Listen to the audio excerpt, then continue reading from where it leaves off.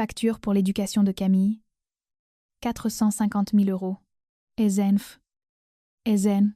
Mon père a lu ce chiffre à voix haute dans le micro, pointant son laser sur le tableur Excel, projeté juste au-dessus de mon gâteau d'anniversaire.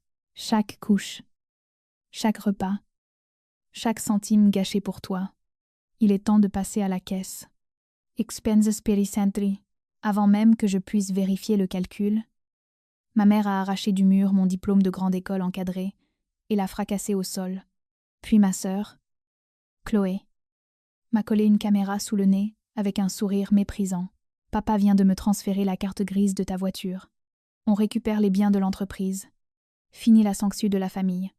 Egan, avant de vous dire exactement ce que j'ai fait avec ce stylo rouge dans ma poche, laissez un commentaire pour me dire d'où vous écoutez et quelle heure il est chez vous. J'aimerais savoir qui fait partie de notre communauté. Je n'ai pas pleuré. Je n'ai pas crié. Je n'ai pas supplié. Ce sont les réactions d'une fille. Et j'ai réalisé à cet instant précis que je n'étais plus une fille. J'étais une auditrice sur une scène de crime. Je m'appelle Camille et j'ai 29 ans. Je suis spécialiste en restructuration d'entreprise. Mon travail, ce n'est pas juste des maths, c'est de l'autopsie. J'entre dans des sociétés agonisantes et corrompues. Je gratte la pourriture. Je vire les dirigeants toxiques et je sauve ce qui a de la valeur. Je passe mes journées à fixer dans les yeux des PDG qui pensent pouvoir m'intimider pour que j'ignore leur détournement de fonds. Mes parents croyaient humilier une infirmière sans défense ou une artiste en galère. Ils n'avaient pas réalisé qu'ils essayaient d'intimider une femme qui démantèle des empires pour gagner sa vie. La salle attendait mon effondrement. Le sourire de Philippe était large et huileux. Le regard d'un homme persuadé d'avoir toutes les cartes en main. Chloé zoomait sur mon visage, désespérée de capturer une larme qu'elle pourrait monétiser. Mais ils avaient totalement mal lu la situation. Dans mon métier, nous avons une règle. Le piège du silence. Quand un cadre corrompu commence à se vanter de son pouvoir, on ne l'interrompt jamais, on ne discute jamais, on le laisse parler, on le laisse documenter sa propre arrogance. Le silence n'est pas une soumission, c'est une collecte de données. Philippe ne faisait pas que m'insulter. Il projetait une liste détaillée de dépenses financières qui dépassaient de loin les revenus proches du seuil de pauvreté qu'il déclarait au fisc depuis 30 ans. Il ne me tendait pas une facture. Il me tendait des aveux. J'ai plongé la main dans la poche de mon blazer et j'ai sorti mon stylo rouge. Celui que j'utilise pour marquer les actifs à liquider. Le clic du capuchon a résonné dans le silence de la pièce. J'ai marché calmement jusqu'à la table où reposait la facture imprimée.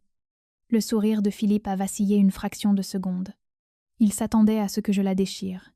Au lieu de cela, j'ai lissé le papier, d'un trait rouge audacieux. J'ai écrit en bas de page, reçu et approuvé. Astérisque astérisque. J'ai signé mon nom avec emphase. Merci. Papa. Ai-je dit? Ma voix portant clairement jusqu'au fond de la salle, jusqu'à ses associés, aux voisins, au live Instagram. Ça fait 5 ans que j'attends que tu fournisses la preuve de ces revenus. Ça comble toutes les lacunes. Tax to Mooremende. J'ai ramassé le document. Je l'ai plié soigneusement et je l'ai mis dans ma poche. Puis, je me suis tournée vers Chloé. Elle tenait toujours mes clés de voiture. L'air confus, comme un chien qui a attrapé une voiture et ne sait pas comment la conduire. Regardez-la. Ai-je dit, la révision et l'assurance tombent la semaine prochaine. Et Chloé, assure-toi de bien épeler mon nom dans la légende. Isarenjez de Vost. Je me suis retournée et j'ai franchi la porte d'entrée. Je n'ai pas regardé ma mère, debout au-dessus des éclats de verre de mon diplôme. Je n'ai pas regardé les 200 invités qui se tortillaient sur leurs chaises. J'ai descendu la longue allée, passé la fontaine, passé le portail de sécurité. J'ai sorti mon téléphone et commandé un VTC, derrière moi. J'entendais des rires nerveux éclater depuis la maison. Ils riaient parce qu'ils pensaient que je partais sans rien. Ils pensaient avoir gagné. Ils n'avaient aucune idée que je venais de partir avec la seule arme dont j'avais besoin pour réduire leur royaume en cendres. Je me suis installée dans un hôtel du centre-ville. Le genre qui demande une carte bancaire sans sourciller sur le plafond. Je me suis assise au bord du lit blanc immaculé et j'ai ouvert le scan numérique de la facture sur mon ordinateur portable. La plupart des gens regarderaient ce document et verraient une liste de courses, de frais médicaux et de scolarité. Moi, Je le regardais, et je voyais le profil psychologique d'un monstre. Ligne 4002. Stage d'été 2006, 2000 €. Ligne 618. Appendicectomie d'urgence 2010, 14 000 €. J'ai passé un doigt sur l'écran. C'est le grand livre du narcissique. Pour un parent normal, un enfant est un être humain à chérir. Pour un narcissique, un enfant est une classe d'actifs à haut rendement. Ils ne vous nourrissent pas parce qu'ils vous aiment. Ils vous nourrissent pour protéger leur investissement. Et quand cet actif commence à penser par lui-même, quand il cesse de rapporter les dividendes émotionnels d'une obéissance totale, il décide qu'il est temps de liquider. Philippe n'essayait pas de me donner une leçon sur l'argent. Il essayait de encaisser ses gains sur une action en chute libre. Mais dans son arrogance, il avait commis une erreur comptable fatale. J'ai fait défiler jusqu'aux années 2008 à 2012. Je me souvenais parfaitement de ces années-là. Je faisais des doubles services dans une brasserie pour payer mes propres manuels scolaires, parce que Philippe me disait que la famille manquait de liquidité. Je me souvenais avoir mangé des nouilles instantanées dans le noir, parce que Béatrice disait qu'il fallait économiser l'électricité. Je me souvenais de la honte en demandant les bourses d'études. Cocher la case « Revenu modeste », parce que mon père déclarait un revenu annuel de 30 000 € sur ses avis d'imposition. 30 €. C'était le mensonge qu'il servait à l'État depuis 20 ans. Il prétendait être un petit patron en difficulté. Il prétendait que le manoir était un siège social et les voitures de luxe des véhicules de fonction. Il pleurait misère au fisc chaque mois d'avril. Et pourtant, là, devant moi, signé et daté de sa propre main, se trouvait un document affirmant qu'il avait dépensé près d'1 demi-million d'euros pour un seul enfant. J'ai sorti ces dossiers fiscaux publics. Une vérification de base que je fais sur chaque cible. Je les ai placés côte à côte avec la facture. Les maths étaient magnifiques dans leur impossibilité. Vous ne pouvez pas dépenser 450 000 € net d'impôts pour un enfant quand vous prétendez gagner le SMIC. Vous ne pouvez pas payer des écoles privées et de l'orthodontie avec de l'argent qui, légalement, n'existe pas.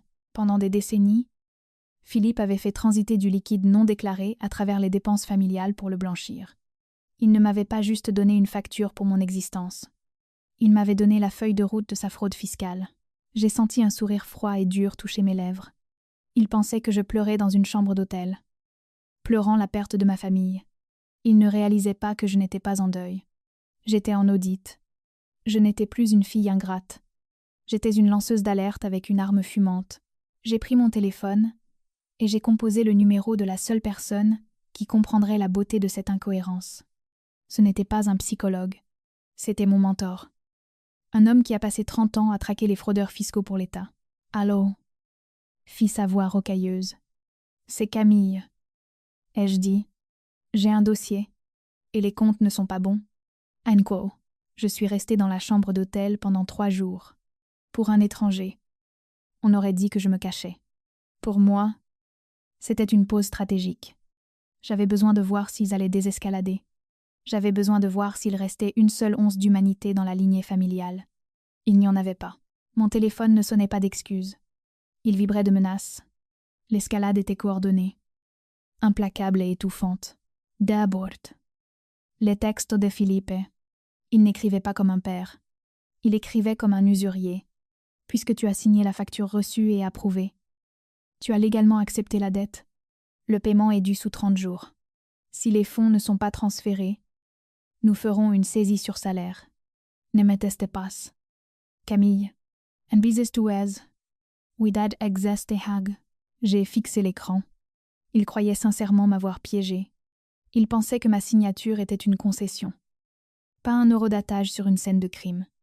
Il était tellement aveuglé par sa propre avidité qu'il ne voyait pas le piège se refermer sur ses chevilles. Ensuite, la notification Instagram. Chloé. Elle avait posté un nouveau reel. J'ai cliqué. C'était une vidéo filmée depuis le siège conducteur de ma voiture. La voiture que j'avais fini de payer il y a 3 ans. La voiture qu'elle avait volée dans l'allée. La légende disait « Saisie de la caisse du parasite ». Boss babe, grand manage.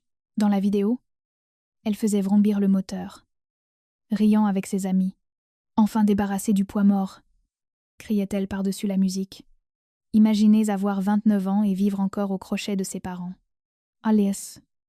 Ciao la lousse. Les commentaires étaient un cloaque de fans malsains validant sa cruauté. Vas-y, meuf. Faut virer les gens toxiques. Il ne connaissait pas la vérité. Il ne savait pas que le parasite avait payé la cure de désintox de Chloé. 2 fois.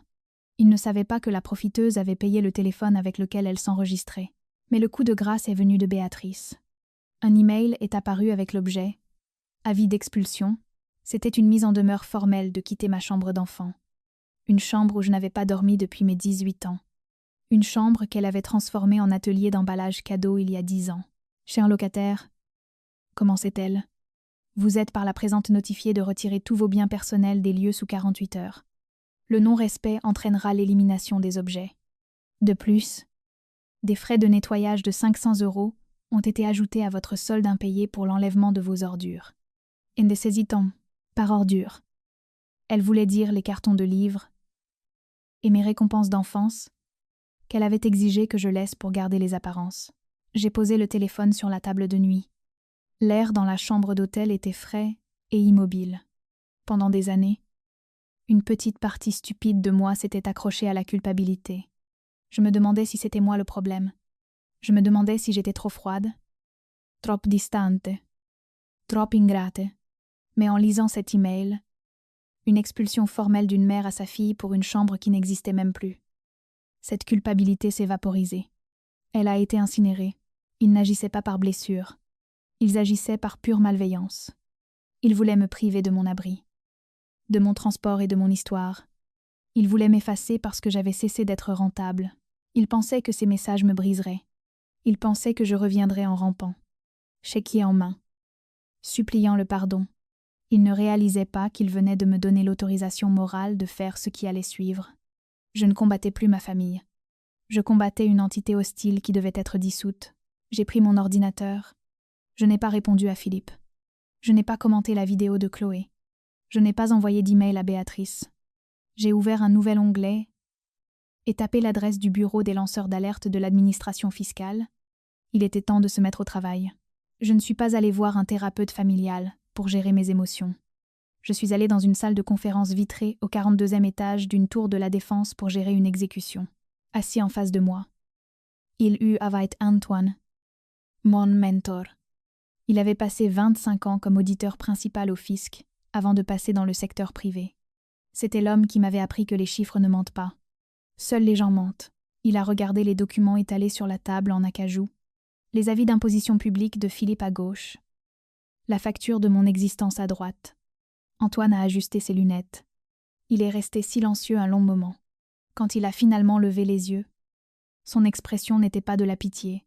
C'était le regard d'un chasseur qui vient de repérer une gazelle blessée. Il liste des cours particuliers de tennis en 2004 pour 3 000 €. A dit Anton. La voix plate. En 2004. Il a déclaré un revenu brut de 22 000 € à l'État. I dit, exact. Et je dis, est ici. Antoine a pointé une autre ligne. Européenne. This is no.